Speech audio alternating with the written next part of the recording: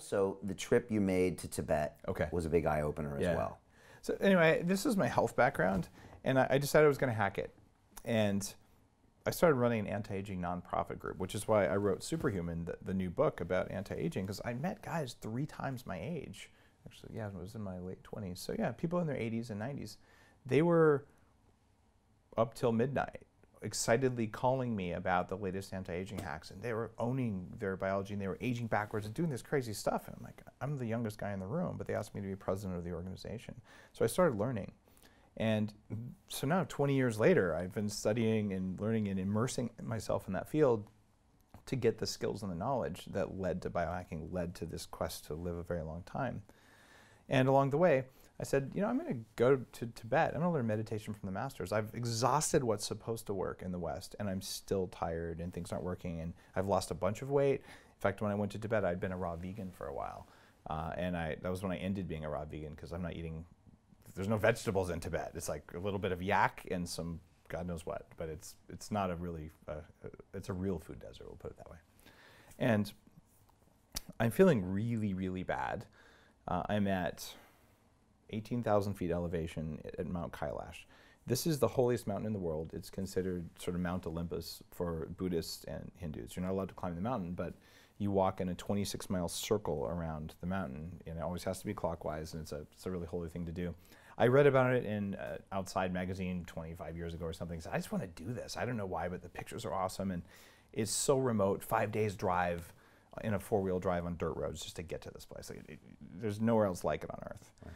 And so I showed up there feeling like garbage. My knees are chewed up by walking the Annapurna Circuit. And this little lady gives me a bowl of yak butter tea in the first night. And I'm this is kind of gross, but I don't really care. I'm so hungry and there's nothing to eat. And so I drank it, and my brain turned on. This isn't even possible. So I drank 5 more of these things. And for the rest of that trip, I drank as much of that as I could find, and every time it worked. And it was so remarkable that when I got back to Silicon Valley, I said, I got to try this. So I bought some butter and I bought some tea, and it didn't work, and it tasted bad. So I bought some really expensive pu'er tea and put some butter in it. It didn't work. So I bought 25 kinds of butter to see what the difference was.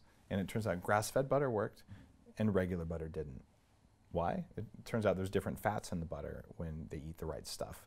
So today I like Irish butter because there's lots of grass in Ireland. Amazing. And what ends up happening when you blend that up now, and I've written about this in a couple of my books, there's strange water chemistry that the Tibetans figured out thousands of years ago. And Brian, this is the coolest thing about science, about biohacking. We're rediscovering ancient knowledge. That we thought were wives' tales. Yeah. But they weren't. So here's what a sane Tibetan would do. Okay, there's no running water. My whole family lives with this one yak that gives us butter, and we tow our stuff around on a little cart because we're nomadic. So in the morning, I should eat a little bit of butter and drink my tea because it's less work and you don't have to do dishes. But every morning, the Tibetan women will pour the tea into a butter churn, add the butter, and then sit and churn the butter for 5 or 10 minutes, and then they drink it. It makes no sense. And I'll tell you, it doesn't work to eat a stick of butter and drink a cup of coffee. And I took the anti-aging knowledge. That's why brain octane oil is a part of this, not just MCT. Brain octane is a different substance. It's in the subcategory of MCTs. But you put that in there, that also has a different effect. But it's changing the water chemistry. And the Tibetans couldn't tell you why. They just know this works, this doesn't. And then in the West, we cross our arms, going, you know, why would they do that? Those savages or whatever our history of imperialism told us to say. But when you really get down to testing efficacy with things like the ring that measures the Oura ring, or any of these other things that are actual data from the body, you can't lie, you can't self-deceive anymore. You have to just look at, oh, this works, and then you do this thing that scientists hate. I don't know why it works. Right? In fact, if it does work, something I believe is wrong. And that's where the cutting edge of science happens. Wow, and that became Bulletproof Coffee. It did. You know, there's thousands of tries. And maybe I'll try almond butter, maybe I'll try coconut butter, and all these different things. Yeah, about 1,000 tries. I'd give it to a bunch of friends.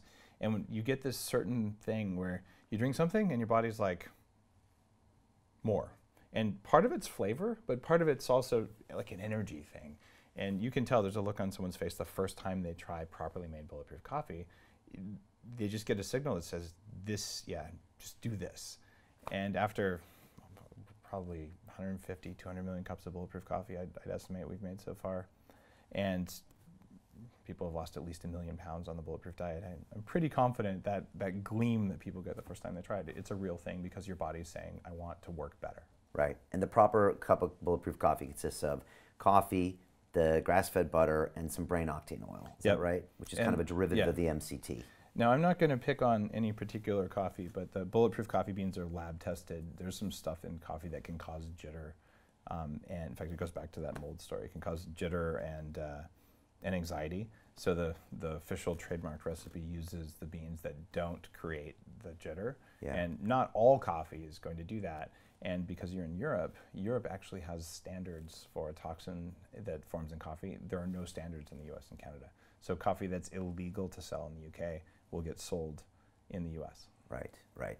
And it's true, I noticed that when I have certain coffees in certain places, I definitely have different effects.